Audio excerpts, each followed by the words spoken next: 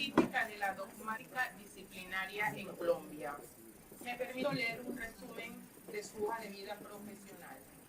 La doctora Marta Lucía Bautista Celi es abogada, especialista en Derecho Constitucional y Administrativo, Derecho Probatorio y Derecho Disciplinario, candidata a Magíster en Protección de los Derechos Humanos, Políticas Públicas y Sostenibilidad de la Universidad Alfonso X el Sabio de Madrid, con formación en medios alternos de solución de conflictos, al igual que mujeres y perspectiva de género. Se desempeña como docente universitaria en Colombia y catedrática internacional. Con amplia experiencia en el sector público, actualmente es personera delegada para la segunda instancia en asuntos disciplinarios, con jueza y magistrada auxiliar de la Sala Jurisdiccional Disciplinaria del Consejo Superior de la Judicatura, secretaria general de la Confederación Internacional de Derecho Disciplinario, cofundadora de diferentes organizaciones internacionales en materia disciplinaria. Su compromiso en los últimos años se ha orientado a participar activamente en la difusión y aplicación pública del derecho disciplinario tanto a nivel nacional e internacional, a través del desarrollo de planes de investigación, publicaciones y asesorías en el diseño y ejecución de proyectos en el sector público. Los dejo en compañía de la doctora Marta Lucía Bautista Celi.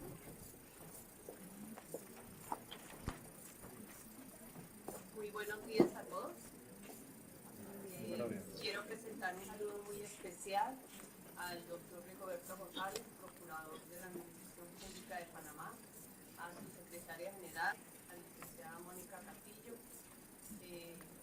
para participar aquí con la Confederación Internacional de Derecho Disciplinario.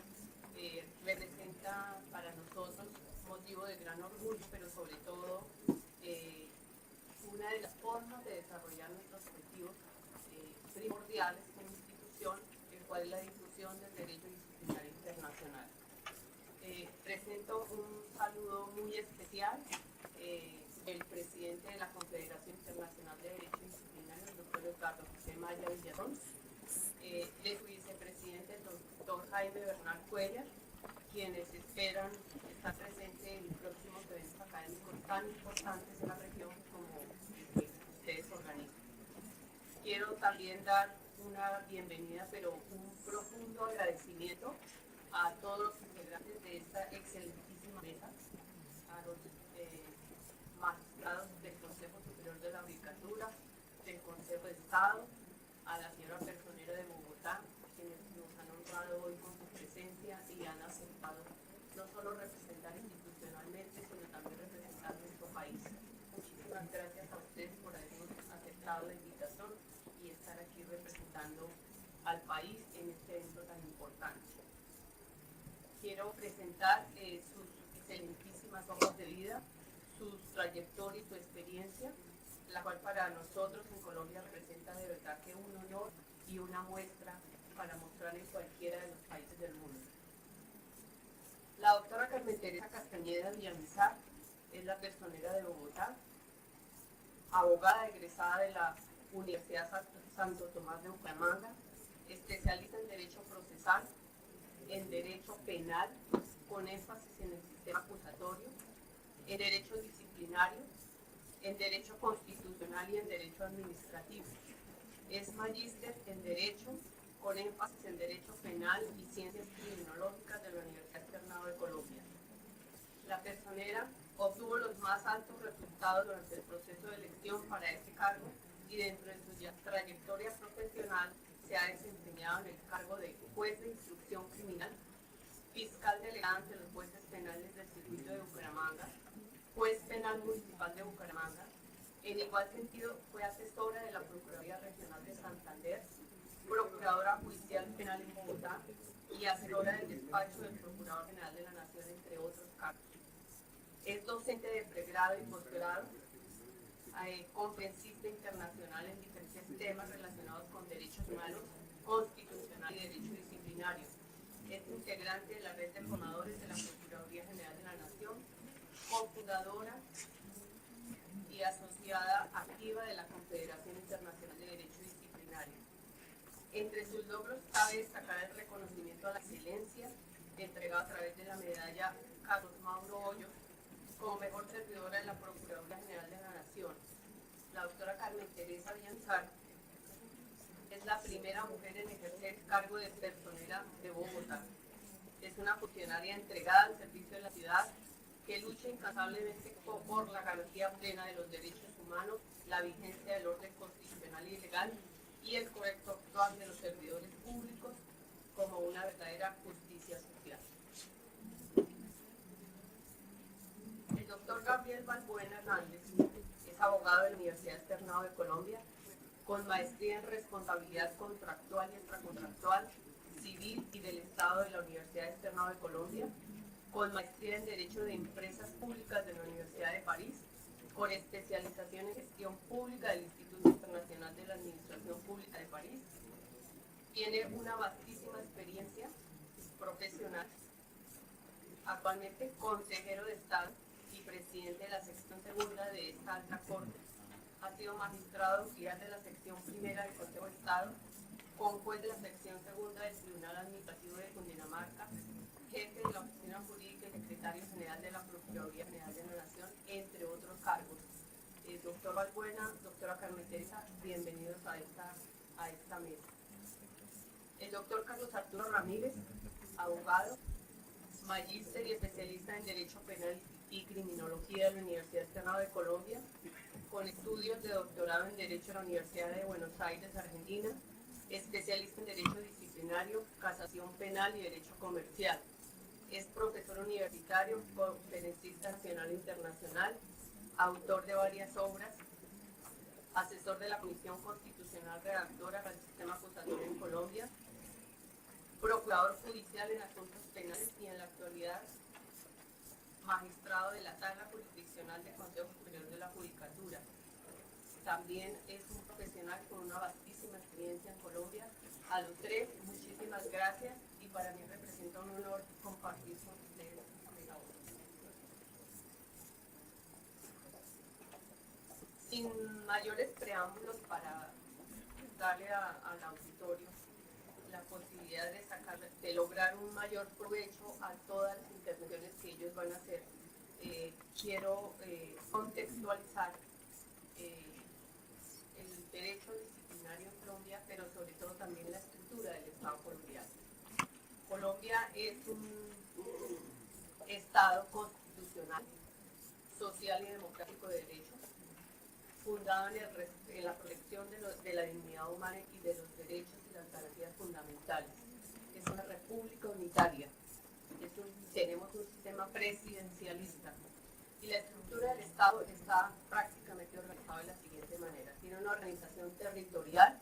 Colombia está organizado en departamentos, distritos, municipios y territorios indígenas. Tenemos una organización electoral, una organización de control, como lo decía el doctor Hernández, a quien también quiero presentar un saludo muy especial, amigo y compañero de todas estas vidas en materia disciplinaria. Como él lo mencionó, una organización de control en el país que está organizado con el Ministerio Público y con la Contraloría General de la República. Tiene una organización de poder, que son las tres ramas del derecho, las ramas ejecutiva, legislativa y judicial. Tenemos una estructura jurídica, cómo está organizada la rama judicial, la Corte Constitucional, la Corte Suprema de Justicia, el Consejo de Estado, el Consejo Superior de la Judicatura y la Fiscalía General de la Nación. Eso para ponernos en contexto respecto de la organización política y la estructura del Estado. Tenemos también que mencionar sobre la responsabilidad, cómo está estructurada constitucionalmente en Colombia. La responsabilidad en Colombia está constituida para los particulares y para todos los servidores públicos. Servidores públicos como aquellos funcionarios que ejercen función pública y son responsables, de acuerdo a la Constitución colombiana, los particulares por infringir la Constitución y las leyes. Y los servidores públicos seremos también responsables por infringir la Constitución y las leyes, pero además por la acción, por la omisión o por la extralimitación de nuestras funciones.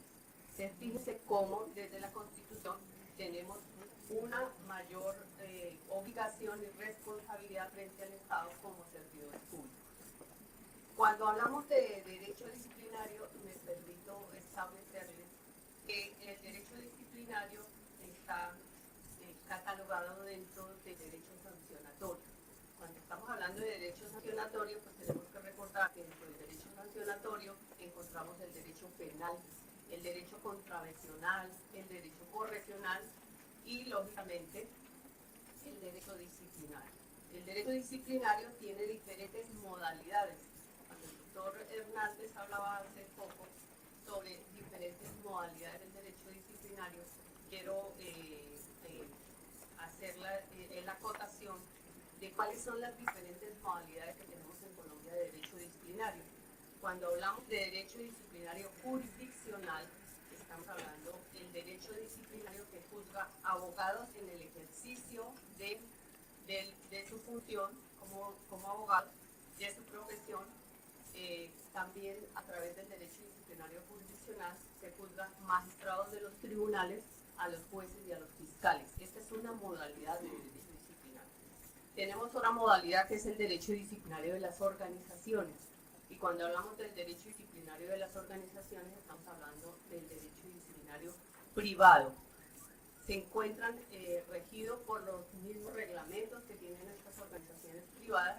Y aquí hablamos, por ejemplo, de las universidades, de los sindicatos, de las asociaciones, de los clubes, de las instituciones universitarias, de los colegios. Ellos tienen derecho disciplinario y este es el derecho disciplinario de las organizaciones. También tenemos otra modalidad de derecho disciplinario, que es el derecho disciplinario ético, profesional o delgado. Y este hace referencia a las organizaciones de profesiones liberales en Colombia. Cuando hablamos de esta modalidad de derecho disciplinario, vamos al derecho disciplinario ético, por ejemplo, el derecho disciplinario de los médicos, y estamos aquí hablando del Tribunal de Ética Médica. Y esta es otra modalidad del derecho disciplinario. Pero también tenemos que hablar de la modalidad más importante en Colombia, por no menoscabar las que acabo de definir, que es el derecho disciplinario administrativo. Y el derecho disciplinario administrativo está en cabeza de la Procuraduría General de la Nación, de las personerías, de las oficinas de control interdisciplinario. En Colombia el derecho disciplinario administrativo es el que más auge ha tenido a nivel de todas las diferentes modalidades y es a través del derecho disciplinario donde se han acentuado todas las categorías jurídicas y la dogmática disciplinaria en Colombia. Cuando ustedes quieran estudiar un poco más el derecho disciplinario en Colombia, ustedes pueden ir y buscar el derecho disciplinario administrativo y ahí encontrarán todo lo que se rige en materia de derecho disciplinario. Visto esto y ubicado dentro del derecho disciplinario, pues casi que todo lo que vamos a hablar en esta mesa nos centramos al derecho disciplinario administrativo, por lo mismo que acabo de hablar.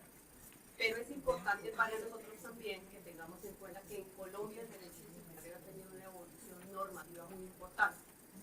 Hasta antes del año 1984 teníamos cantidad de reglamentos y cantidad de reglamentos hablo. Teníamos tantos reglamentos como entidades públicas que conforman la administración pública. Cada entidad de la administración pública hacía procesos disciplinarios, aplicaba sanciones y conductas de acuerdo a sus reglamentos. Es decir, ustedes pensaban, si existían 1000 entidades del Estado, eran 1000 formas de agotar una misma conducta. Se aplicaba la analogía, pero no se tenía definido realmente una sola línea en materia disciplinaria. Surge la Ley 13 del 84 y posteriormente al 84 surge un gran avance en Colombia que es la Constitución del 91. Con la Constitución del 91 realmente es donde podemos nosotros hablar de evolución del derecho disciplinario en Colombia, porque la Constitución del 91 es la norma rectora a través de la cual se establece de manera constitucional la autonomía e independencia del derecho disciplinario. habla de la responsabilidad de los particulares y de los servidores públicos y la obligatoriedad de las entidades públicas de implementar las oficinas de control interno disciplinario a quienes les atribuye la competencia disciplinaria del Estado. Esta norma es muy importante y después de esta norma de la Constitución del 91 surge un avance maravilloso para Colombia como fue la Ley 200 del 95, que es el Código Unificado, es decir, todas estas normas y reglamentos que existían en Colombia se unificaron en uno solo, que es la Ley 200 del 95, a través de la cual se rige todo el derecho disciplinario administrativo en Colombia. Ya nadie puede aplicar analogía, nadie puede aplicar lo que cada entidad le parece, sino que se rige por el Código Disciplinario único. Norma que es un avance maravilloso en Colombia, sin embargo, también con varias falencias, pero también de un avance significativo. Vacíos que vienen a ser llenados con la Ley 734 del 2002, norma que en la actualidad rige en Colombia el derecho disciplinario. Norma que lleva 7 años de vigencia, 17 años de vigencia, pero también con críticas, y surge ahora una nueva ley que es la 1952 del 2019, norma, por decirlo menos, que estuvo en un proceso de reforma bastante largo, bastante discutido, cerca de unos 7 años hemos estado discutiendo esta reforma. Hoy ha sido sancionada, se encuentra sancionada, sin embargo, se encuentra en stand-by, como decimos, no está postergada la vigencia hasta el año 2021 con una regulación, pues en Colombia decimos sui generis, porque a través de un plan de desarrollo se estableció la postergación en vigencia de esta norma. Esperemos al 2021 si entra. Sin embargo, los grandes juristas del derecho disciplinario que nos acompañan, pues hemos estado discutiendo y preparándonos para la entrada en vigencia de esta norma, discutiendo los temas, mirando qué es lo que va a pasar con la entrada en vigencia, qué tenemos que cambiar, cómo tenemos que organizarnos jurídicamente, qué vamos a tener que rebasar y cómo vamos a afrontar todas estas situaciones. A esta reforma pues es la que tenemos y queremos discutir, poniéndonos en contexto ya de lo que viene pasando y de lo que tenemos en Colombia. Ahora sí quiero que de verdad le saquemos provecho a las intervenciones de cada uno de estos juristas, porque esta nueva norma tiene puntos muy especiales. Para muchos en Colombia dicen que esta nueva norma no es un nuevo código realmente, que se hubiese podido hablar de 4 puntos específicos que son los que tratan la reforma y no ser un nuevo código.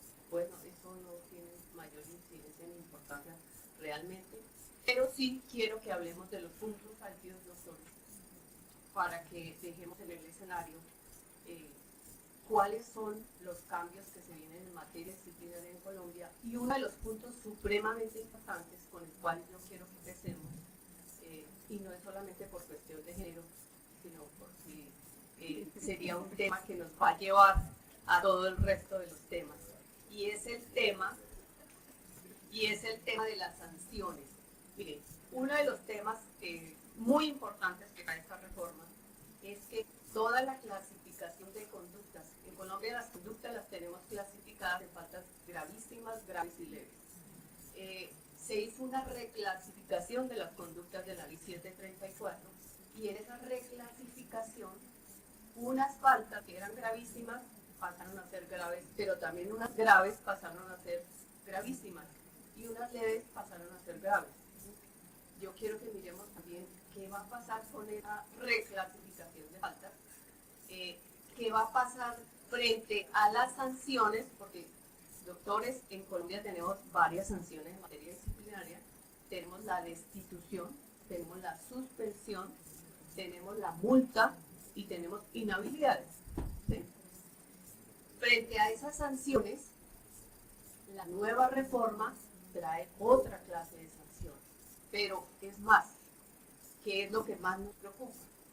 Es el principio de proporcionalidad. ¿Por qué?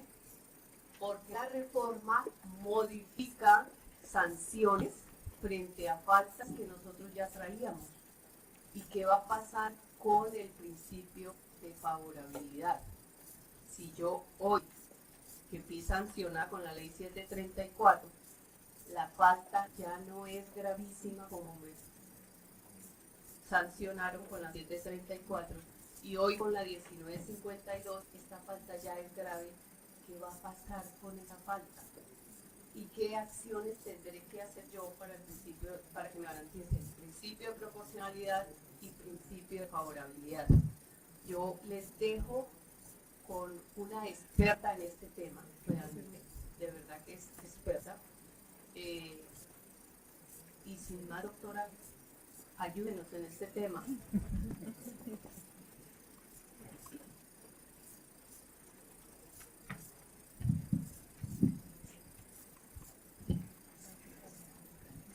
Gracias, Marta Lucía, muy amable por esa introducción que al final ustedes se van a dar cuenta que no es tanto, porque quienes nos acompañan, nuestro compañero Carlos Arturo y el magistrado Balbuena, van a dar también muy buena cuenta de su experiencia y de su conocimiento. Muchas gracias, Martica.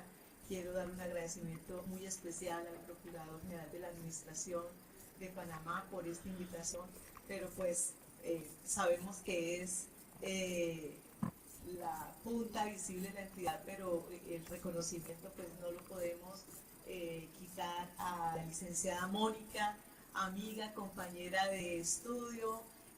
Pienso que si nosotros en nuestro país tenemos al maestro Carlos Arturo Gómez Paballó como pionero del derecho disciplinario en Colombia, casi que podríamos decir que la licenciada Mónica lo es aquí en Panamá, que se ha interesado por promover estos temas y que como muchas de las expectativas de casi 8 años que nos conocimos y que estuvimos por primera vez en esta maravillosa ciudad y en este maravilloso y hermoso país, la idea es que todos estos procesos de formación y de capacitación redunden en la regulación y en la implementación de una codificación única que permita, como cuando decía Marta, como en nuestras épocas históricas, teníamos una cantidad de regímenes disciplinarios regados en los que no había una unidad, una unificación. Ustedes puedan en esta época empezar también a hablar de esa unificación para poder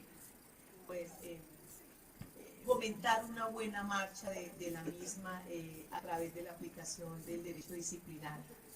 Y yo, como todos aquí somos docentes, a veces uno en su metodología utiliza algunas ayudas que me hubiese gustado mucho presentárselas a ustedes para que por lo menos gráficamente pudieran observar lo que ha significado para nosotros la entrada en vigencia de esta ley 1952, un nuevo Código General del Proceso Disciplinario, un código que, como decía Marta Lucía, tuvo una larga trayectoria. Yo pienso que una ley nunca había tenido un trámite legislativo, y no me dejarán mentir los magistrados, en punto de casi 7 años el trámite mientras se elaboró el código, mientras fue a las diferentes legislaturas. El presidente por mandato constitucional tuvo que firmar, sancionar esta ley, porque no tenía ninguna otra opción a no ser que se hubiese visto involucrado en un proceso disciplinario por no cumplirla, porque fue una ley que tuvo muchos rechazos en torno a algunos aspectos políticos también. Y bueno, yo queriendo aprovechar esas crisis, porque pues los abogados somos muy dados a todas estas coyunturas legislativas, en mi maestría de Derecho Penal, que hace parte del derecho sancionador, se me permitió presentar una tesis sobre precisamente la entrada en vigencia de esta ley. Y el título de mi tesis es El Jus Puniendi del Estado y su eficacia en la lucha contra la corrupción. Y para eso pues me vi abocada precisamente a conocer los estándares internacionales que nos imponen a nivel mundial y sobre todo que nos comprometen a nosotros como país que se ha adherido a protocolos internacionales como la Convención de las Naciones Unidas contra la Corrupción, suscrita en la Asamblea General del 31 de octubre de 2003, a la Convención Interamericana contra la Corrupción y últimamente, como lo mencionaba la licenciada Mónica, a todo este concepto de convencionalidad a través de los diferentes fallos y sentencias de la Comisión Interamericana de Derechos Humanos. ¿Y qué nos dice la Comisión finalmente para aterrizarlo en sus decisiones? Pues que se tiene que combatir la corrupción, porque si no se combate la corrupción, todos los recursos que están destinados para satisfacer las necesidades básicas de los ciudadanos, pues se van a ir por el lugar que no corresponde y por eso nos vamos a encontrar en niveles de pobreza, en niveles inhumanos y de vulnerabilidad cuando el Estado lo que está constituido es precisamente, por lo menos el colombiano, para satisfacer esas necesidades básicas de su conglomerado social. Y en ese orden de ideas, pues me di a la tarea de estudiar esta ley 1952 en esa encomienda que me da Marta muy rápidamente. Y por eso quería mostrar algunas diapositivas, pero las voy a dejar para que ustedes las puedan reconocer luego. La ley 734, y lo voy a hacer en un punto muy básico, porque aquí viene lo neurálgico y lo problemático de lo nuestro. La ley 734, como lo anunciaba el doctor Pedro Hernández, tiene clasificadas las conductas en unas faltas, y entonces hay unos comportamientos de los servidores públicos que son calificados taxativa y expresamente por la ley, las faltas gravísimas, y hay unos criterios para graduar las faltas como graves o como leves.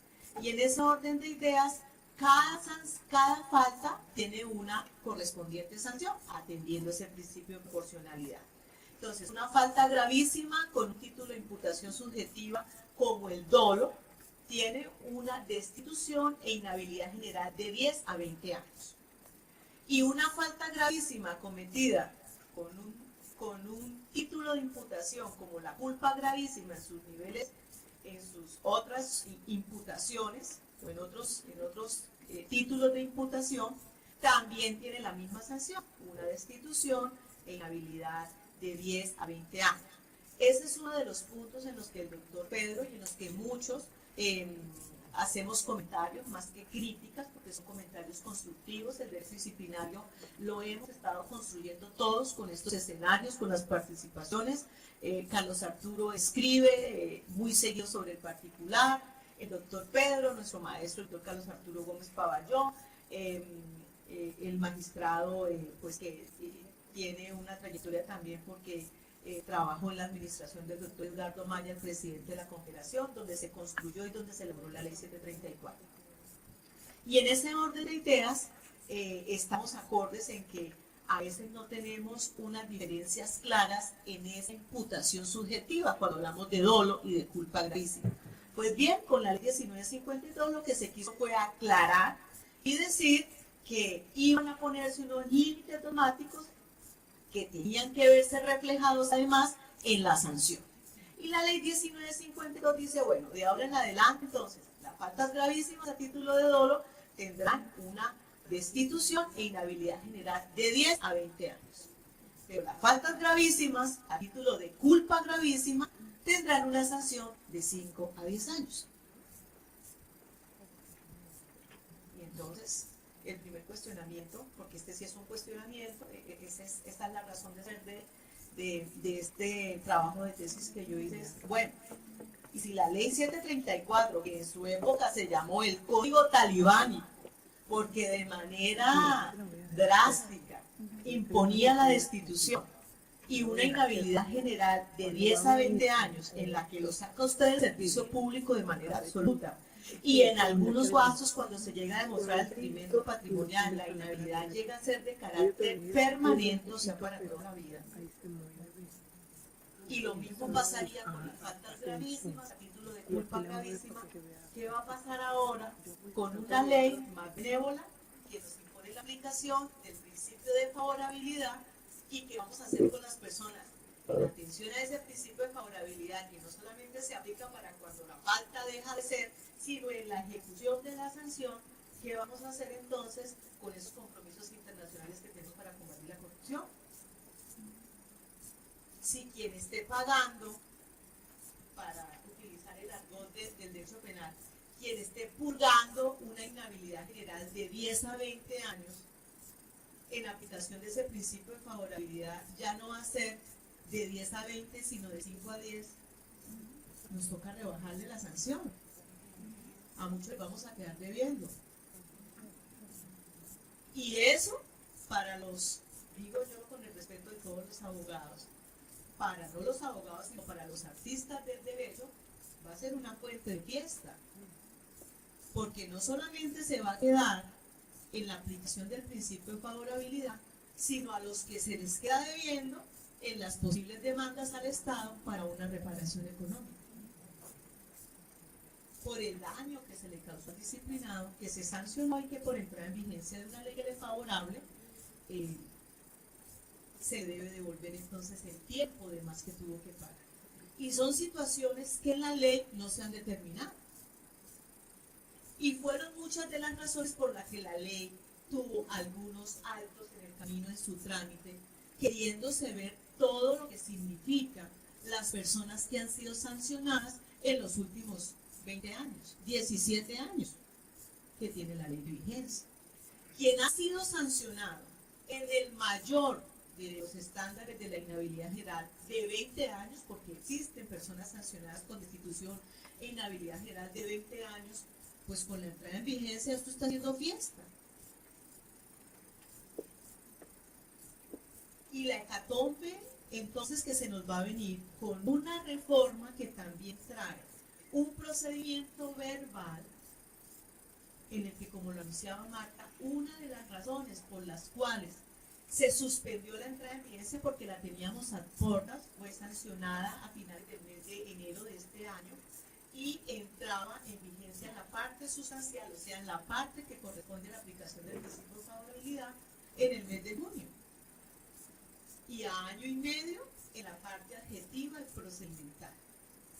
¿Y por qué el Procurador General de la Nación pidió a través o vía plan de desarrollo que se suspendiera esta ley por el impacto fiscal que genera a la Procuraduría General de la Nación la puesta en marcha de un procedimiento oral para el que se requieren salas de audiencia, tecnologías de grabación, de audio, de transcripción y lugares, salas especializadas logísticamente para eso?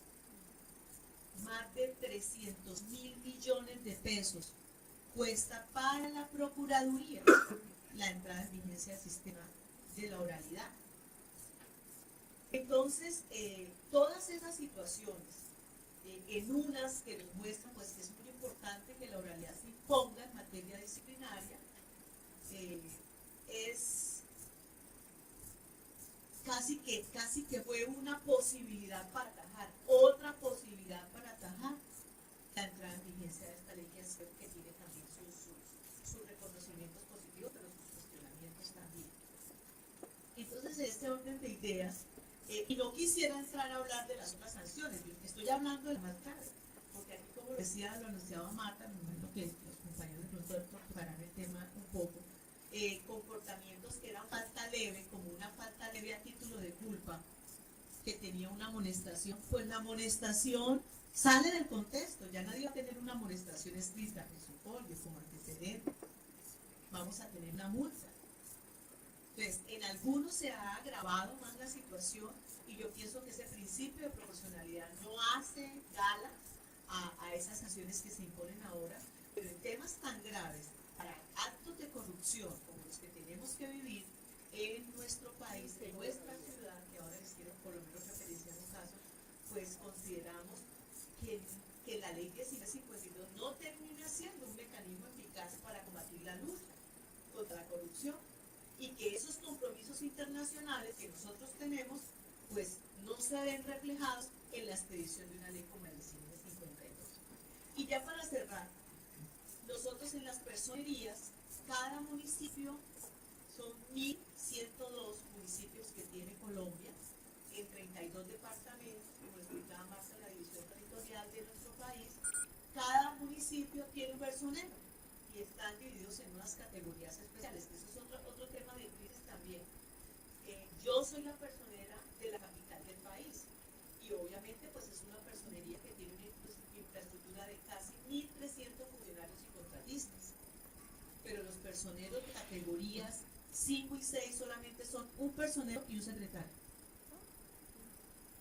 y deben implementar su sala para hacer los juicios cuando investigan a los funcionarios, y deben contar con recursos y personal para poder cumplir estas acciones.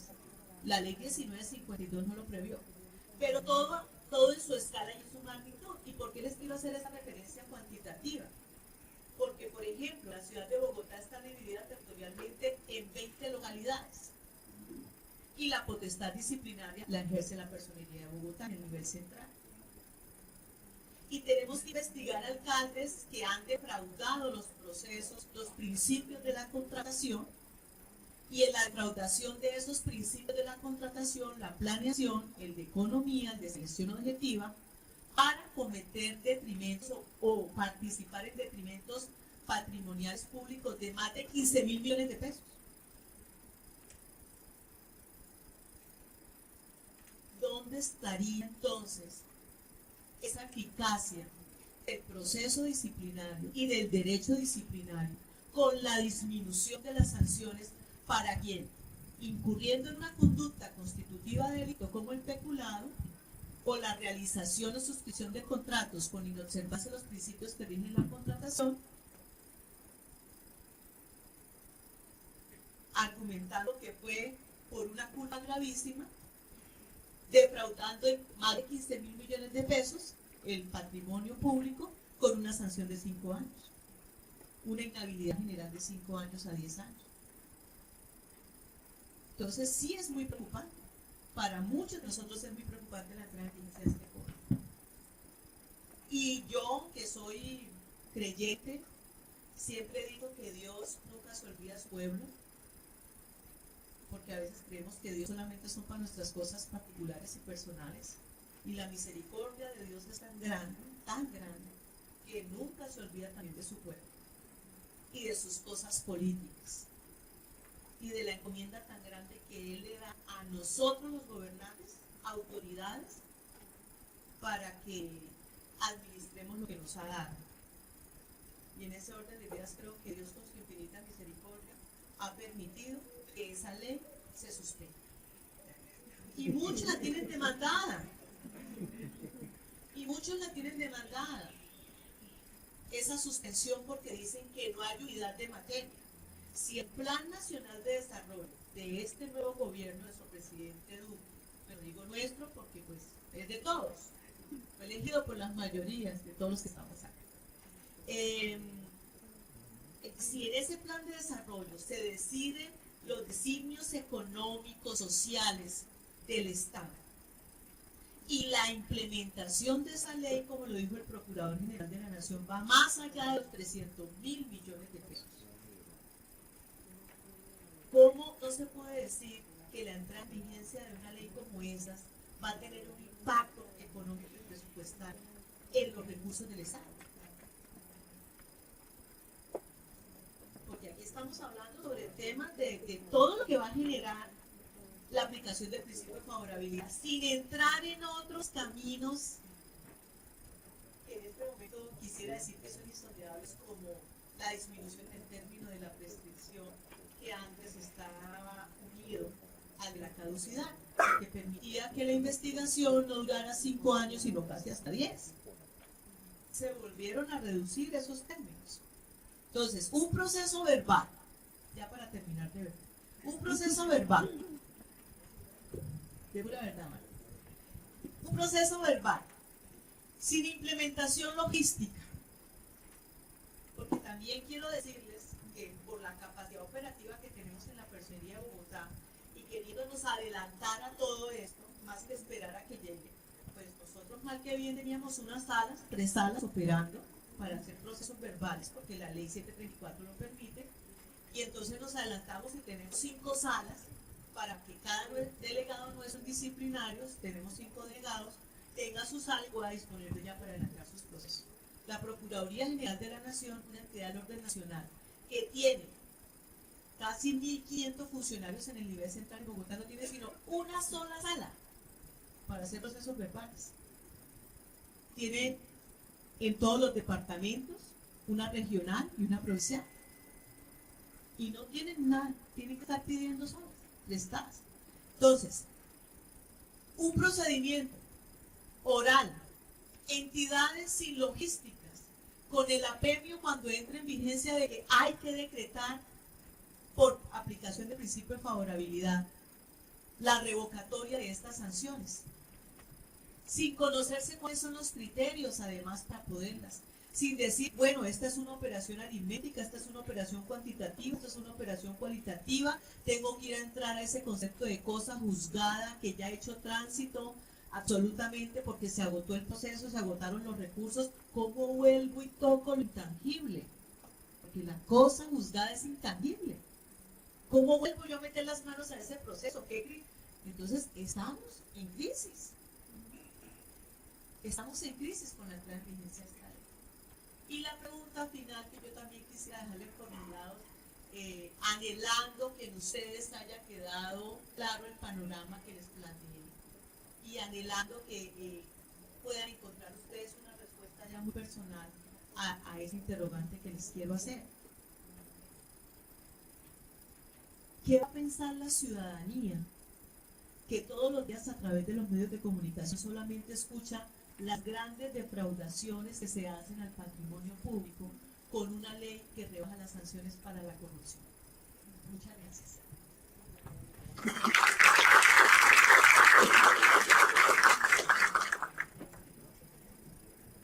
Doctora Carmen Teresa, entonces podríamos concluir su intervención con los siguientes ítems para que queden en el auditorio.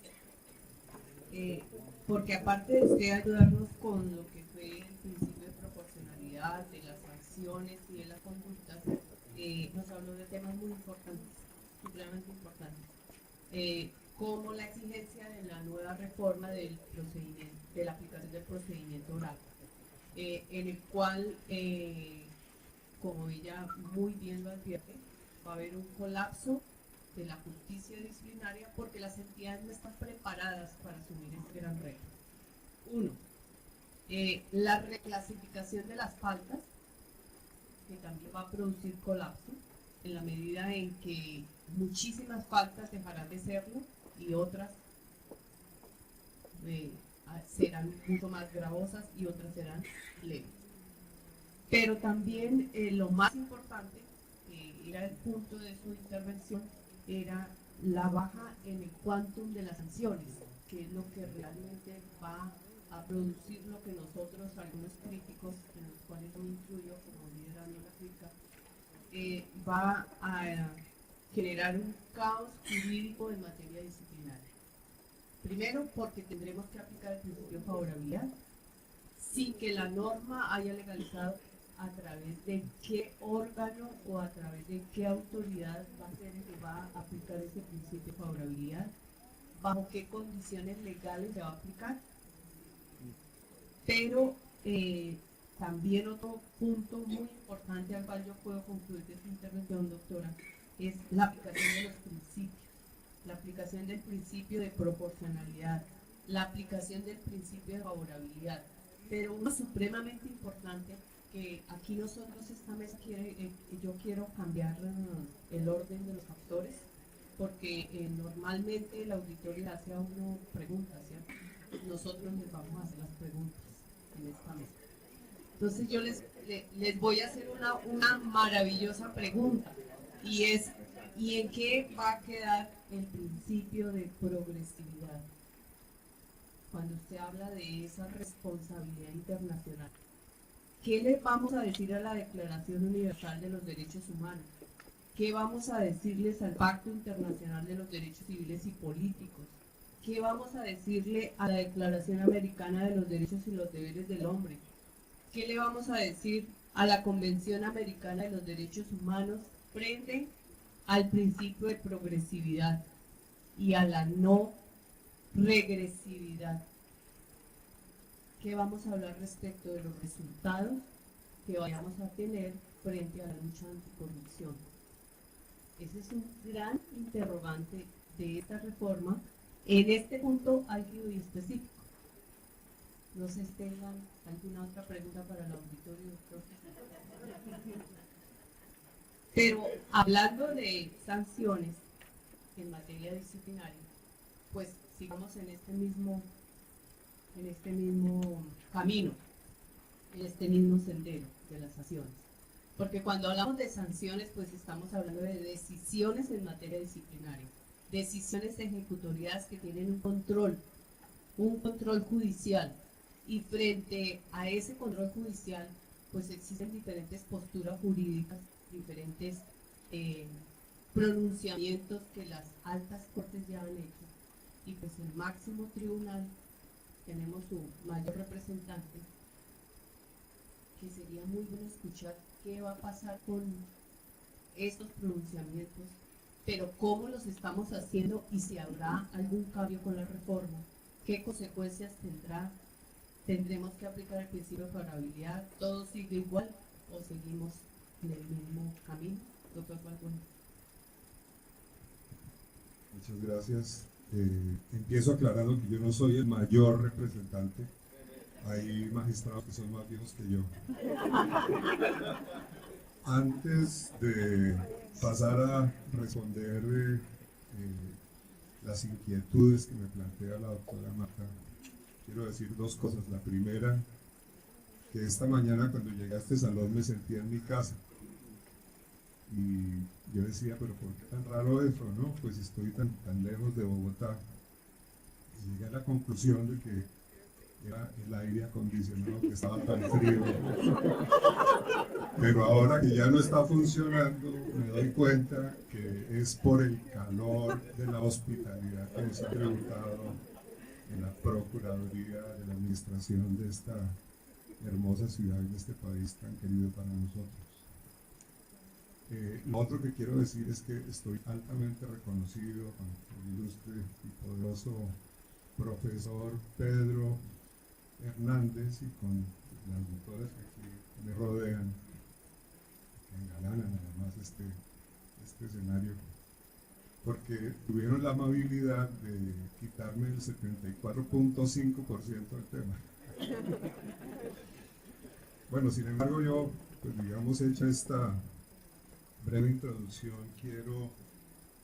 pues me parece importante hacer algunas precisiones conceptuales para que ustedes entiendan algo más de nuestro régimen jurídico.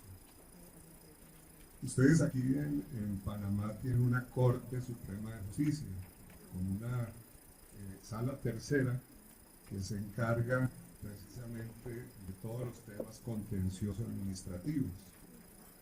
En Colombia, desde el año 1817, tenemos una institución que es el Consejo de Estado, que fue fundado por el libertador Simón Bolívar en virtud de un decreto que dictó en sus cuarteles militares de Angostura en los años previos a la independencia de lo que después se llamó la Gran Colombia. Durante los primeros 100 años de existencia, el Consejo de Estado colombiano ejerció fundamentalmente una tarea meramente consultiva.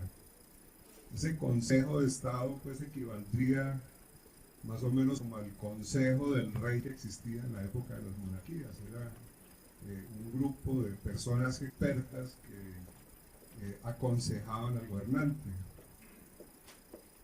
Pero desde principios del siglo anterior se le asignó al Consejo de Estado una función de juez de lo contencioso administrativo, con lo cual estábamos equiparándonos más o menos desde el punto de vista de las tareas que se le atribuyeron al Consejo de Estado francés. Bueno, pues Ya lo anotaban quienes me antecedieron en el uso de la palabra, que en virtud de lo dispuesto en el artículo 6 de la Constitución de Colombia, que es el mismo artículo 32 de la Constitución panameña, las personas están obligadas a respetar la Constitución y la ley y son responsables por su violación. Adicionalmente, los servidores públicos lo somos por acción, omisión o extralimitación en el cumplimiento de las funciones. Ese es el fundamento primigenio, diría yo, del derecho disciplinario. Bueno, pues en el derecho administrativo colombiano, como ya lo dijeron, me toca repetir cada rato eso, como ya lo dijeron, las decisiones disciplinarias que adopta la Procuraduría General de la Nación, las personerías municipales y distritales y las oficinas de control interno disciplinario tienen el carácter de actos administrativos. Las decisiones que adopta la antigua sala disciplinaria del Consejo Superior de la Judicatura, cuya existencia aún pervive, pero con la posibilidad de que muy pronto sea suprimida y cambiada pues, por una comisión de disciplina judicial. Y además las seccionales del Consejo Superior de la Judicatura que atienden temas disciplinarios, las decisiones que ellos adoptan no son actos administrativos porque al ser ellos jueces y no administración pública, las decisiones son sentencias judiciales y por lo mismo no son susceptibles de ser cuestionadas ante la jurisdicción de lo contencioso administrativo, que repito, se ocupa de juzgar la legalidad de las decisiones administrativas, de los actos administrativos. Bueno, pues en ese orden de ideas es importante destacar que en el derecho administrativo colombiano tenemos unos controles judiciales que son ejercidos por esta jurisdicción de lo contencioso administrativo, conformada en su cabeza por el Consejo de Estado, que es el nivel superior, y adicionalmente por tribunales administrativos y juzgados administrativos. Ahí, dependiendo de quién dicta la sanción, la competencia para conocer de estos procesos varía.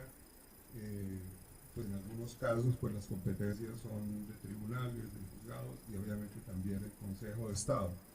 Y las segundas instancias también o son del tribunal, de los tribunales administrativos, o son del Consejo de Estado.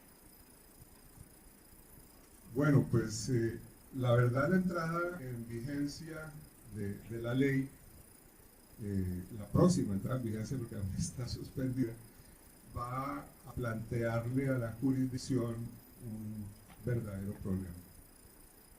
El hecho de que se hayan realizado esas modificaciones en el tema punitivo, y que adicionalmente por razones de favorabilidad, casos que están sub judice o que ya fueron fallados por la jurisdicción se vayan a ver impactados con esto, pues realmente nos genera un problema mayor. En Colombia tenemos más o menos 1.200.000 funcionarios, como ya lo anotaba la señora personera de Bogotá. Tenemos 32 departamentos y 1.122 municipios en Colombia, y realmente es muy usual que muchos de los servidores públicos que prestan sus servicios en los diferentes niveles de la administración pública incurran voluntaria o involuntariamente en violaciones a la Constitución o a la ley, en acciones u omisiones o extralimitación del cumplimiento de sus funciones. Eso explica el por qué en la Procuraduría General de la Nación, en la Personería de Bogotá, por ejemplo, pues tenemos que tener tantos servidores públicos dedicados al tema. Además que desafortunadamente el tema de la corrupción es verdaderamente un problema generalizado, yo diría que en América Latina, no diría que es un fenómeno evidentemente colombiano. Y esto pues realmente nos plantea una situación problemática bastante grande. Pero bueno, yo quisiera adicionalmente hacer referencia a algo que planteaba la doctora Mónica en su discurso de introducción, cuando hablaba de la convencionalidad. Pues resulta que para completar este panorama tan preocupante y tan sombrío, debo hacer referencia también a una situación que estamos viviendo en Colombia en cuanto a la aplicación de las normas convencionales.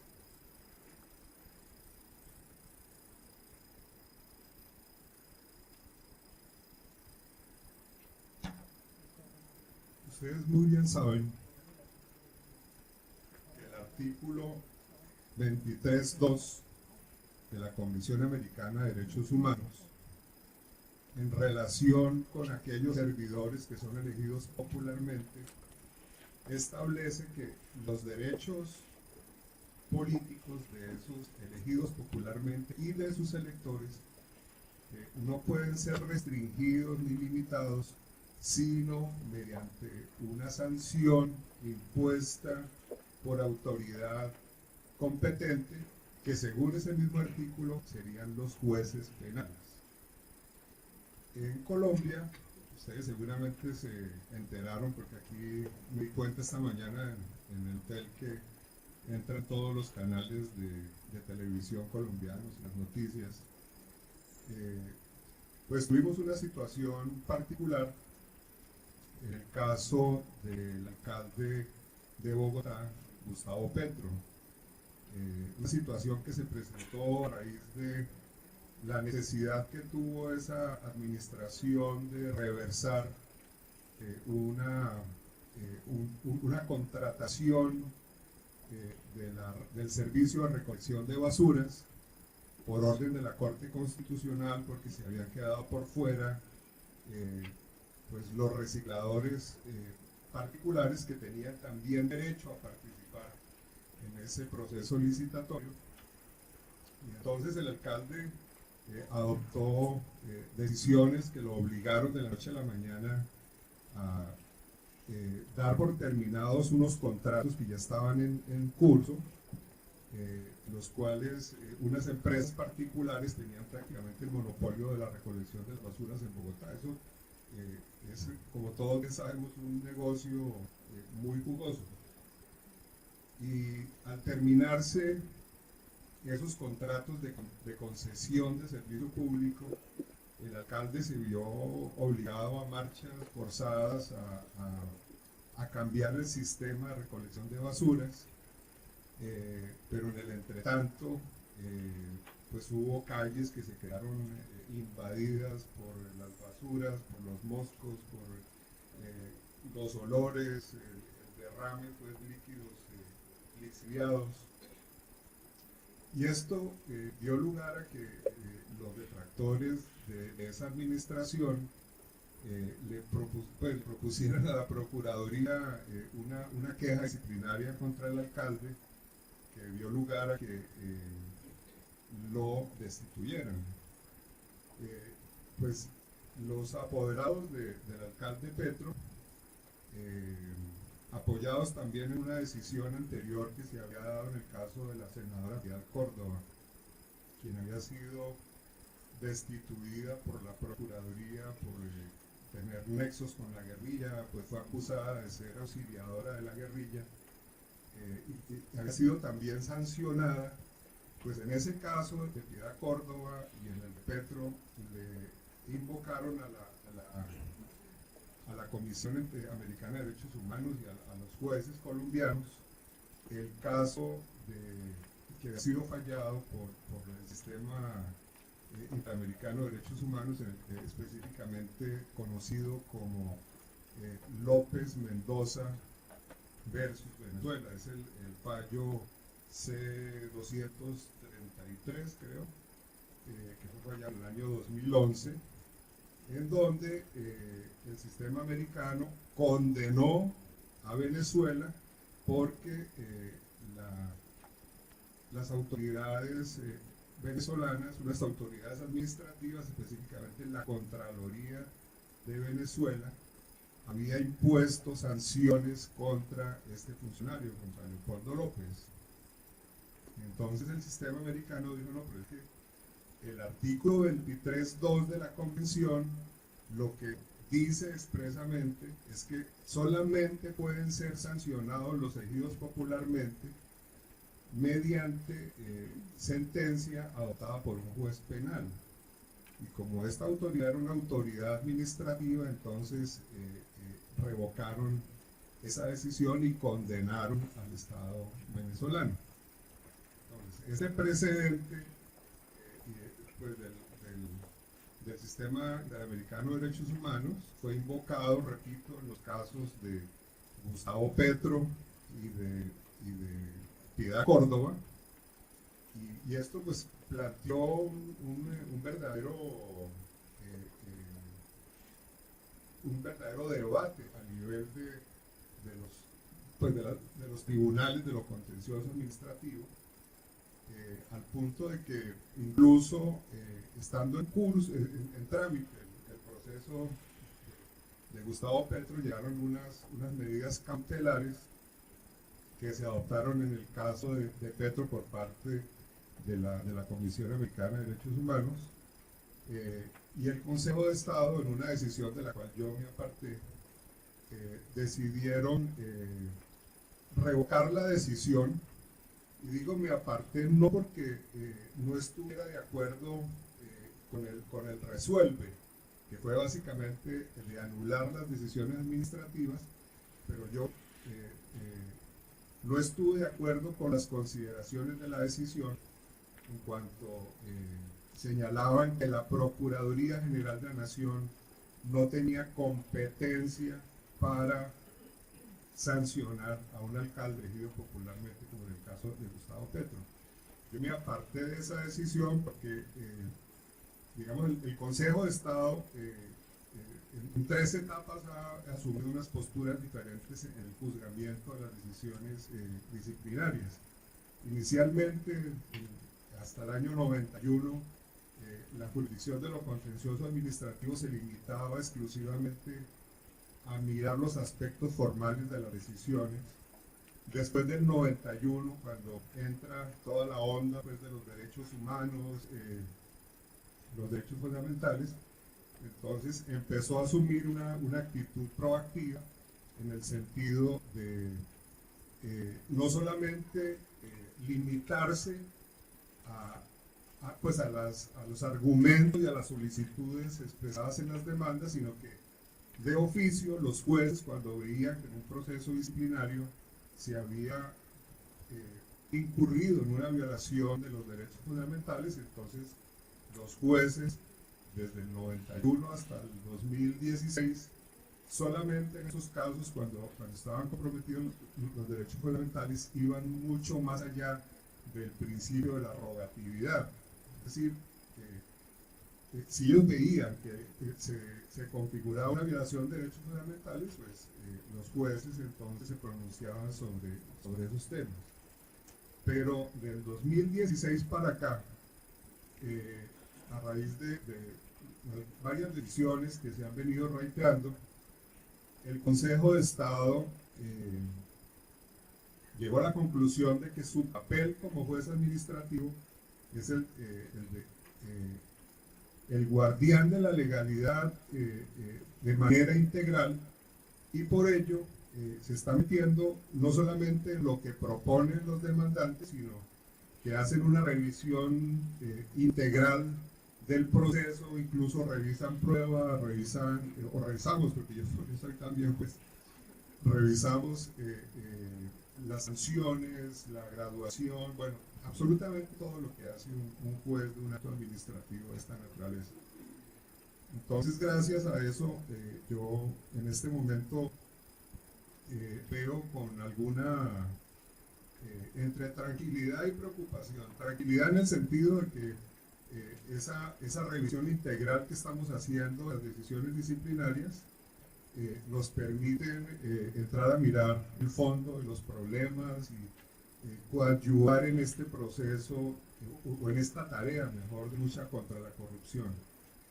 Pero también preocupante al ver que el sistema interamericano de derechos humanos puede llegar a imponer sanciones a Colombia en el caso Petro, que todavía no se ha fallado del todo. Y esto, sumado a problemática ya planteada, pues la verdad genera muchas inquietudes en el medio jurídico colombiano.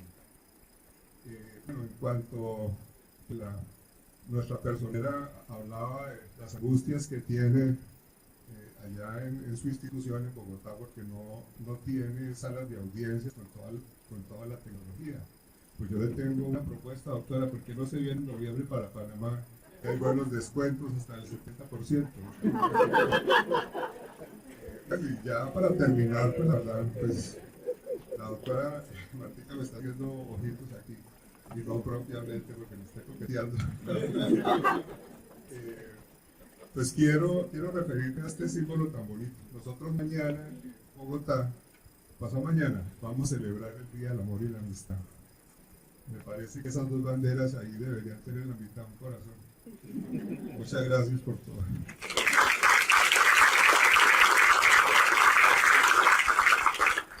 Doctor Balbuena, muchísimas gracias. Yo pienso que el escenario concuerda con lo que yo voy a establecer. Creo que después de su intervención, pues el escenario frente al control de las decisiones en materia disciplinaria es un escenario como enrarecido, por no decir bastante sombrío. Sobre todo por lo que acaba de concluir usted, doctor, y es las consecuencias de sanciones de la Comisión Interamericana de los Derechos Humanos. Porque en materia disciplinaria en el país no estamos mirando este futuro bastante, pero bastante sombrío frente a la Comisión Interamericana, que nos puede costar muchísimas sanciones. Entonces, yo pensaría más bien, en lugar de concluir, que esta nueva ley sigue en esta materia también, como en el anterior tema tratado, trayéndonos con consecuencias un poco nefastas. Sigamos a ver en otros temas bastante importantes, a ver si el escenario cambia, ¿cierto? Gracias, cierto. Es que acabo de caer en cuenta que no le respondí la pregunta. No, simplemente quiero destacar que al ser integral el control judicial que ejerce la jurisdicción del contencioso administrativo sobre los actos sancionatorios de carácter disciplinario, pues realmente se está garantizando, estamos ofreciéndole al país y al mundo entero en esta lucha contra la corrupción unos estándares muy fuertes y muy rigurosos de control judicial sobre las decisiones disciplinarias. Si bien es cierto, la jurisdicción, los tribunales, los jueces, el Consejo de Estado, que formamos parte de la jurisdicción, si bien no somos jueces penales, estamos cumpliendo con el deber sagrado de darle aplicación a todas las garantías del debido proceso.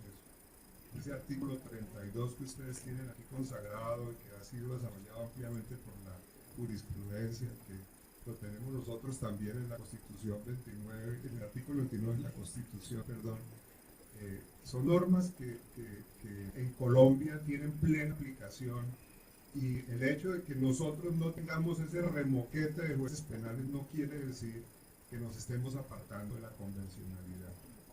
Entonces es algo que yo quería añadir, y muchas gracias. Gracias, doctor. Claro que sí, muy importante porque les quiero comentar que en Colombia, a nivel interno, el Consejo de Estado también tiene bastantes adeptos, más adeptos que críticos, pero uno de las críticas frente al Consejo de Estado es esta, la postura de esa revisión integral de todas las decisiones. Y fíjense cómo vemos más bien lo benevolente de esa intervención integral en estos momentos de preocupación en materia disciplinaria. Bueno, siguiendo con los otros aspectos, sí quería hablar de 2 o 3 puntos supremamente álgidos, pero les quiero decir que esto, doctora Mónica, es como para tratarlo, estas 3 intervenciones, una cada día, porque los temas, o sea, diría el doctor Carlos Arturo, estamos dando solamente una cucharadita, pero de las más pequeñitas del tinto, del azúcar de cada uno de los temas. Es decir, quedamos más que iniciados en cada uno de los temas. Hay otros puntos supremamente álgidos en esta reforma, de las categorías jurídicas propias de la dogmática disciplinaria, pero muy preocupantes, que yo quiero que el doctor Carlos Arturo nos haga una definición y una postura jurídica frente a la reforma en cada una de estas de estos puntos jurídicos, pero de manera muy concreta, doctor. ¿Por qué? Porque tenemos varias cosas supremamente importantes. Las categorías del dolo y de la culpa, las categorías de la ilicitud sustancial, que cambian con esta reforma. ¿Y cuáles son los cambios? ¿Esos cambios nos van a generar otro escenario sombrío, doctor, o es mejor que los anteriores? Vamos a tener que aplicar también principio de favorabilidad. Vamos a también a tener un escenario mucho más colapsado o menos colapsado. Doctor, hablemos de esos 3 puntos: la ilicitud sustancial, el dolo y la culpa, para después cerrar con broche de oro, doctor, con la prescripción y la caducidad, que es todo el dolor de cabeza en materia disciplinaria. Es decir, nosotros vinimos solamente aquí a este escenario a traer los dolores del corazón que tenemos en materia disciplinaria. Muchas gracias. Cuando alguno de ustedes se pregunte ¿y qué hacen estos panelistas colombianos hablándonos de esos temas que son de... Ustedes tienen que responderse con la película Terminator o con la película Volver al Futuro. ¿Por qué? Porque todos los regímenes arrancan así. Y eso es una constante. Ustedes miran México, República Dominicana y seguramente Panamá lo mismo. Hay un régimen, sale una ley que es la ley de la función pública. En la ley de la función pública que regula el servicio público, dedican un capítulo y le ponen responsabilidad del servidor público. Y por ahí comienza a construirse el derecho disciplinario. Pues nosotros ya venimos del futuro a advertir. Nosotros venimos del futuro a hacer como una mezcla con Men in Black para decirles efectivamente qué es lo que estamos viviendo y para que en la construcción de la autonomía del derecho disciplinario panameño no les ocurra lo que ya nos está pasando a nosotros. Entonces, venimos del futuro y por eso les pedimos un poco de comprensión en ese sentido. Entonces, ubiquémonos entonces ahora en el 2019.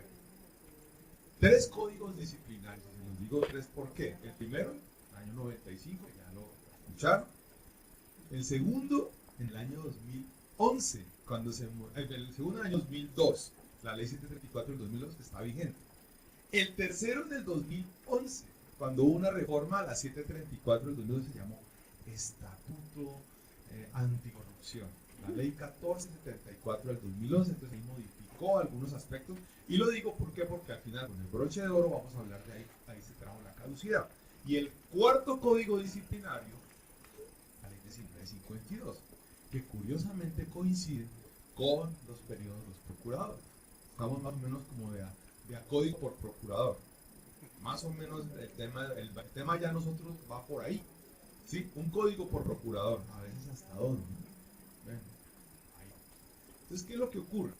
En la defensa de la autonomía del derecho disciplinario, cuando se construye un código único o general, como se va a llamar la 1952 o se llama la 1952, comienzan a construirse autónomamente los institutos que informan al derecho disciplinario. Año 2002, código vigente hoy. Categorías, la falta, o sea, categorías del injusto o ilícito disciplinario. Entonces hablamos, como dice el doctor Pedro, volvemos otra vez, como decía, tipicidad, antijuricidad, culpabilidad. Esquema que para todos es conocido y con contenidos distintos. Entonces, por ejemplo, hoy, ¿qué es? ¿Cómo están conformados? Entonces, hoy están conformados positivamente. Ustedes encuentran el artículo 23 de la ley 34 de 2002 y les dice, esto es falta. ¿Qué es falta? Violar los, incurrir en la prohibición, en las prohibiciones o violar los deberes funcionales. Eso es. Eso es una falta disciplinaria. Y las faltas disciplinarias se dividen en faltas gravísimas, graves y leves. Las gravísimas son las taxativas, números cerrados, igual que en un código penal, igualito. Y las faltas graves y leves ya le toca a usted comenzar a manejar los deberes, las prohibiciones y de qué forma usted los pueda haber infringido para pasar al segundo estadio, que es el tema de la antijuricidad disciplinaria. Ahí retomo las palabras del consejero y es esto. Ese control integral que están haciendo el Consejo de Estado es lo que está arrojando desde el año 2003 para acá, podría decirlo, en la construcción de la jurisprudencia disciplinaria. Porque nosotros no teníamos ningún referente. A pesar de que existe una jurisdicción disciplinaria, no es órgano límite ni unificador porque hay dos derechos disciplinarios, el jurisdiccional para jueces, para magistrados, para los de la rama judicial, para los abogados, pero el 90% del derecho disciplinario colombiano es derecho administrativo, que es el derecho de la función pública. Entonces, ellos no son referente jurisprudencial para el manejo del derecho disciplinario en general, pero ahora sí lo es el Consejo de Estado. Entonces, ellos son los que han venido por ese control integral decantando qué es qué. Por ejemplo, era chistoso porque los libros de derecho disciplinario que uno compra decían no se puede hablar de tipicidad, porque tipicidad es un concepto del derecho penal que obliga a los principios rectores, como diría Ferrajoli, tipicidad estricta. ¿Y cómo se puede hablar de tipicidad estricta cuando le están diciendo que el artículo 23 dice que es falta violar un deber? Eso es más ambiguo. Entonces no hay tipicidad, ahí lo que hay es legalidad. Incluso la Corte Constitucional propugnaba por eso. No hablemos de tipicidad, hablemos de legalidad disciplinaria. Y viene el Consejo de Estado y dice, hay tipicidad disciplinaria. Y se violó el principio de tipicidad en este caso porque el que iba a haberse aplicado era este y no se aplicó el otro, entonces se cae la sanción del alcalde de Medellín, por ejemplo. Estaba destituido por participación en política. Y finalmente el Consejo de Estado dijo, la falta no era gravísima, si era una falta leve, y se metió más allá. Se metió en la culpabilidad y dijo, no, es que la culpabilidad disciplinaria es esto. Y la Procuraduría sancionó a título de dolo cuando era a título de culpa. Entonces, dense cuenta que los desarrollos de los institutos han venido por dos caminos. Primero, el positivizado, que es a través de ley, decir, mire, es esto, y el otro por vía jurisprudencial, porque la doctrina sí quedó recogida. La doctrina, dicen, hay cuanto libro como tesis hay de culpabilidad, de tipicidad y de antijuricidad. Lo cierto es que hoy estamos en esto. Hay tipicidad que postula este código. Este código postula algo que no me voy a meter ahí, pero rapidito, 2 minutos, 1 minuto. Este código trae algo que va a ser muy peligroso y los voy a advertir, no hemos tenido la oportunidad de hablar, y es el tema del principio de legalidad en punto de la especialidad y la subsunción. ¿Saben por qué? Porque le está diciendo usted, cuando usted vaya a hacer la adecuación típica de la conducta, usted tiene que primero revisar las faltas gravísimas por principio de especialidad. Si usted no encuentra que esté ahí, ahí sí puede bajar. Y entonces las garantías, ¿dónde quedan? Porque entonces siempre cuando yo voy a hacer el análisis de adecuación típica, voy a tener que arrancar por las faltas gravísimas. Claro, eso para el derecho penal es súper chévere porque estamos hablando de estafa, abuso de confianza, lesiones personales, son exactos, estamos a un mismo nivel categorial. Pero cuando estamos hablando de categorías gravísimas, graves o leves, con consecuencias punitivas distintas, allí vamos a tener un problema de garantías. Entonces, porque me lo están diciendo como principio rector, yo cojo la 1952, abro, y mire lo que está aquí. Ustedes cogen, abren la 1952 y miren el principio rector. Miren lo que está diciendo acá. La labor de adecuación típica se someterá a la aplicación de los principios de especialidad y subsidiariedad. Se lo está diciendo la nueva ley. Al decírselo a la nueva ley, se considera un imperativo y trastoca la forma como usted debe hacer la adecuación típica. Porque ahora tiene que arrancar siempre y necesariamente. Entonces van a responder, pero siempre se ha hecho así. No, porque uno ahí viene a hablar de la proporcionalidad. Porque si usted hace una lectura con filigrana, si se le puede llamar así, usted va a encontrar que todos los deberes que están consagrados en el mismo código encuentran un correlato en una falta gravísima. Que de pronto no aplique la ley. No aplique la ley. Entonces no aplique la ley también puede constituirse utilizar la ley para las potestades distintas para la cual fue conferida. Ahora hablemos de la antijuridicidad. Doctor Carlitos, yo no es que voy a llamar al orden, solamente le voy a decir que nos toca respetarles los derechos humanos y ellos creo que almuerzan como a las 12. Listo. Sin embargo, les vamos a robar 10 minutos porque Por usted favor. no se puede Me ir. emocioné. Usted no se puede ir sin que el cagote entienda. Listo. Dolo, culpa y licitud. Ilicitud sustancial. Listo. Ilicitud sustancial es lo mismo que antijuricidad para el derecho disciplinario. ¿Cómo se quiso construir? Se quiso construir sobre la violación, la lesión o puesta en peligro de bienes jurídicos, teoría del derecho penal. No se puede construir sobre esa base y se postuló la ilicitud sustancial.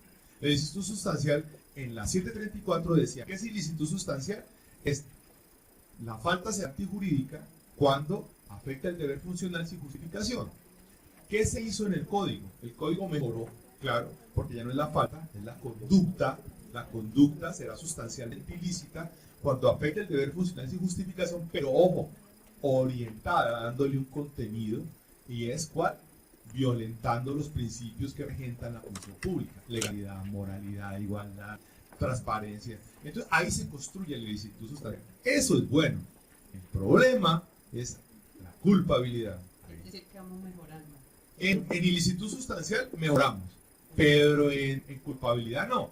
¿Por qué? Porque como les estaba diciendo, la culpabilidad quedaba al desarrollo jurisprudencial, al desarrollo doctrinal.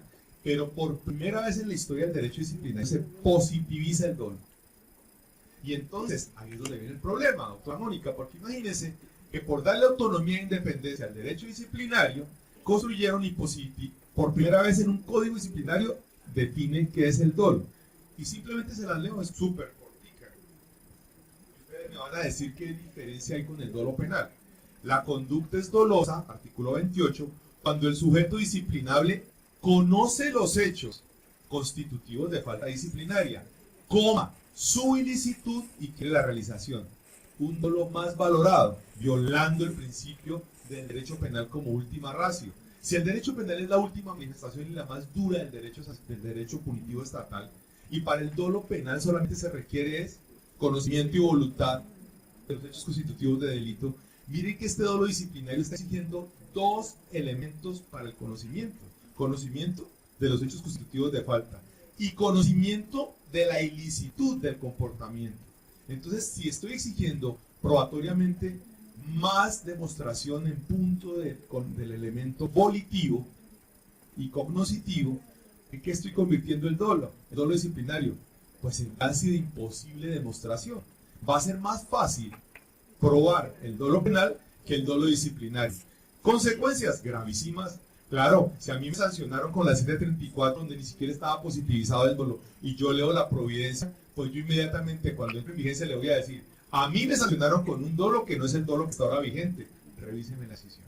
Entonces, doctor, ilicitud sustancial, concepto del doctor, mejora el escenario. Dolo, grave. Grave, ¿por qué? Porque una de las figuras jurídicas insignes del derecho disciplinario y de la autonomía del derecho disciplinario es el dolo en materia disciplinaria. Y lo que estamos haciendo con esta reforma es trayendo la categoría del dolo en lo penal para aplicarlo en el derecho disciplinario. Y Con darle más valor, inclusive. Con unas consecuencias gravísimas, que es la aplicación del principio de favorabilidad. ¿Y a qué le tendremos que aplicar el principio de favorabilidad? Pues a todas las sanciones impuestas en materia disciplinaria hasta hoy, porque fueron aplicadas todas aquellas sanciones aplicadas bajo un dolo, con una especificación que es la que se viene aplicando en la 734, y a partir que entre en vigencia la nueva reforma, tendrá que aplicarse el principio de favorabilidad. Es decir, todas las sanciones que hayan sido impuestas con esta categoría de dolo de la 734 se caerán. ¿Cuántos doctores? Todas. Aplicación del principio de favorabilidad. Es decir, una hecatombe en materia de dolo. Claro que sí. ¿Sí? Absolutamente. Quedamos dolo, culpa. La culpa ilícito se mantiene igual, la culpa se mantiene igual, niveles de culpa grave, culpa gravísima, en eso no cambia nada. Simplemente está la positivización normativa del dolo y la culpa y nos queda pendiente la prescripción. Yo creo que si nos pidiera, por ejemplo, bien mal que no nos está viendo, el doctor Carlos Arturo, como estamos sacando un discurso sustancial con culpa, no podríamos volver a hablar. Pero como no está, entonces hablemos rápidamente, doctor. Prescripción y caducidad. Hoy, 5 años del momento constitutivo de la falta o del último acto constitutivo de falta, 5 años para dictar el auto de apertura de investigación. 5 años, eso se llama caducidad. Una vez abierta la investigación, 5 años para fallar. ¿Listo? Ese es el tema. ¿Qué pasa con el código? El código quita la caducidad, elimina la caducidad. Entonces, ¿qué se va a encontrar? ¿En qué escenario se va a encontrar el educador disciplinario? Pues en el escenario de que va a tener que contar un nuevo código, 5 años. ¿Para qué? 5 años para hacer todo el proceso, dictar el fallo de primera instancia y notificarlo. Y una vez que el fallo, sí, contra el mismo se interpone el recurso de apelación desde el último día que se tiene. Desde el último día que se tiene para interponer el recurso de apelación. Sí, ya. Caducidad 5 años para dictar el auto de apertura de investigación y a partir del auto de apertura se cuenta la prescripción, que son 5 años para notificar el fallo de primera instancia. ¿Qué es lo que va a pasar? Se quita la caducidad y es la misma cuenta sin caducidad para dictar el fallo y notificar el fallo de primera instancia. ¿Qué es lo que ocurre? Notificado el fallo, si se pone recurso, usted suma 2 años más. ¿Qué está pasando? Cuando entre en vigencia el nuevo código, pues se van a entrar muchos operadores aunque están con procesos prescritos y les va a tocar que decretar la prescripción. Así esta norma de transitoriedad, el procurador actual sacó una directiva y dijo: entiendan que cuando entre esto en vigencia no se puede aplicar. Es, con todo el respeto del doctor, lo respeto y lo aprecio, eso es carreta. Porque el principio de favorabilidad no distingue. Si el principio de favorabilidad es una norma procesal pero es de contenido sustancial, hay que aplicarlo por favorabilidad. Él sacó una directiva saliéndole al paso porque él creía que se le iban a prescribir. Esa directiva a la hora de la verdad tenía aplicabilidad. De hecho, claro. Entonces, eso es un problema gravísimo, porque quitando la caducidad, pues obviamente te los garantizo. ¿Por qué? Porque la 1474 amplió los términos de investigación. Entonces, mucha gente pasaba el test de la caducidad y decía: abramos la investigación, y quedamos y investigamos tranquilos. Pero ahora te van a encontrar con la sorpresa de que muchos de esos procesos que estaban tranquilos haciendo su investigación están prescritos.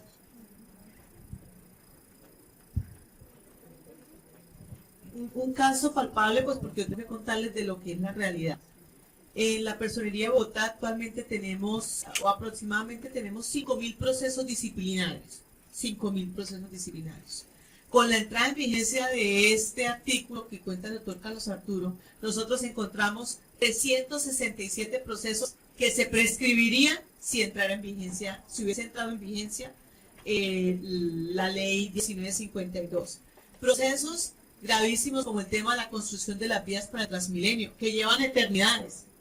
Procesos como las grandes defraudaciones y actos de corrupción en compra de motos eléctricas que no han servido para nada, en temas de convenios interadministrativos que suman más de sumas, como ya les he dicho, de 15.000 millones de pesos que manejan los alcaldes locales en Bogotá.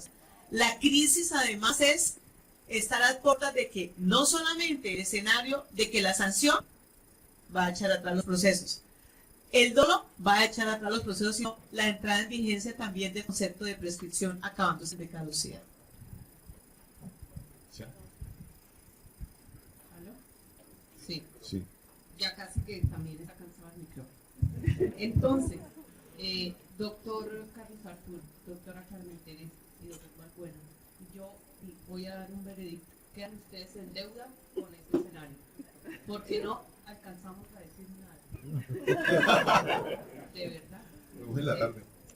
Pero preocupante el escenario de la prescripción, porque cantidad de investigaciones que deben finalizar de manera asertiva y positiva en la lucha anticorrupción se van a ver en nada.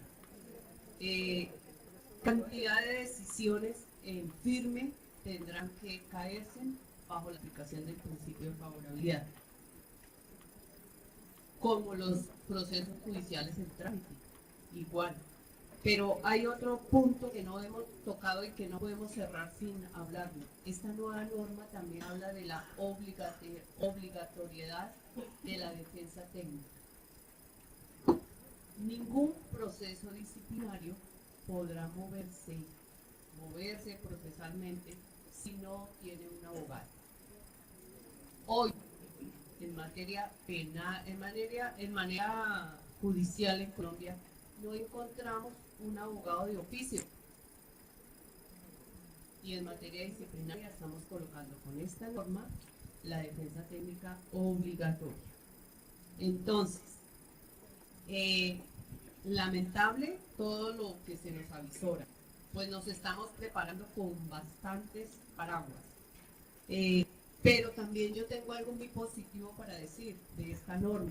O sea, no solamente son todos estos dolores de corazón, también, por ejemplo, esta norma establece un sistema probatorio definido en materia disciplinaria, que es positivo también. Esto también hay que decirlo. Lo mismo que establece el perfil especializado en materia disciplinaria de los competentes de las oficinas de control interno disciplinar, también es algo positivo esta norma. Y también algo supremamente positivo es que hoy no está vigente la 1952, está vigente la ley 734 del 2002 y el panorama es mucho mejor. Esperemos qué pasa de aquí al 2021. Esperemos que escenarios como estos pues, den algún fruto y no que se caiga la norma, sino que se aplique lo positivo para la competencia disciplinaria. Sí, finalmente, es bueno, la herramienta es muy buena, el código es muy bueno, porque cuando usted compara esto con el modelo de juzgamiento penal, pues usted se va a encontrar con un sistema penal acusatorio en el cual van a tener dificultades de usted llevar a juicio en un tema de igualdad de armas, llevar y probar una teoría del caso. Mientras que si usted tiene acá el poder disciplinario fortalecido, pues va a ejercerlo como administración y como autoridad y los tiempos son mucho más cortos. De hecho, el caso lo tenemos con el carrusel de la contratación en Bogotá. Es un proceso que se ha enredado por los bemoles del sistema penal acusatorio y ha habido dificultades para llevar a juicio procesos. Mientras que disciplinariamente, de manera expedita, usted inclusive por la vía del proceso verbal puede hacerlo. Pero ¿cuál es otra de las falencias de este código? Que acortaron los tiempos. Entonces usted, mientras que en un programa metodológico como fiscal general o fiscal delegado para un tema de corrupción, por coimas, por lo que sea, usted hace su plan metodológico, hace actos de investigación y solo cuando tiene un caso más o menos moldeado hace la imputación.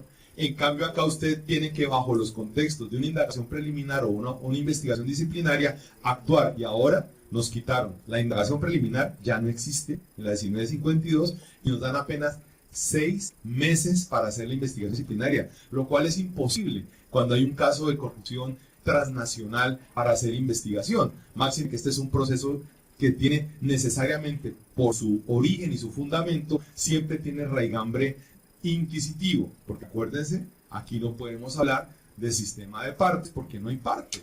Aquí es el Estado que llama a rendir cuentas a sus servidores públicos. Entonces, eso también es importante resaltar. Doctor, muchas gracias. Por eso se da cuenta que tengo razón, usted está en deuda. No solamente usted, ¿no? Todos hemos quedado, pero sobre todo me agrada muchísimo haber estado con ustedes y solamente darles esa cucharadita de arequipe, decimos en Colombia, en materia disciplinaria, para que en un nuevo congreso tengamos un poco más de espacio para poder tratar mucho más a fondo todas estas figuras. Muchísimas gracias.